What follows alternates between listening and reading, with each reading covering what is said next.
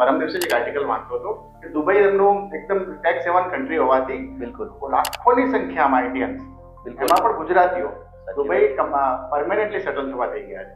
તો this is because of our tax system કે પછી એની પાછળ બીજા કોઈ કારણો છે? What you think? આપણે ખાલી ટેક્સ સિસ્ટમને જો કહીશું તો કદાચ ઇનજસ્ટિસ થશે.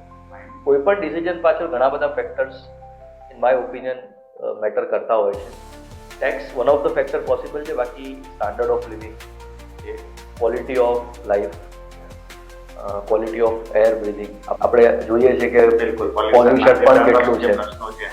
એ સિવાય જીવન જરૂરિયાત ડેલી લાઈફ સ્ટાઇલમાં જે ચેન્જીસ સારી કન્ટ્રીમાં કે સારી જગ્યાએ રહીને આવતા હોય છે, HNI લોકો એ અફોર્ડ કરી શકે છે. કેમ કે આજે સપોઝ તમે કોઈ સારી કન્ટ્રીમાં જાઓ તો ઇન્ડિયા કરતા એક્સપેન્સ 4 times, 5 times, 10 times થશે. They can afford.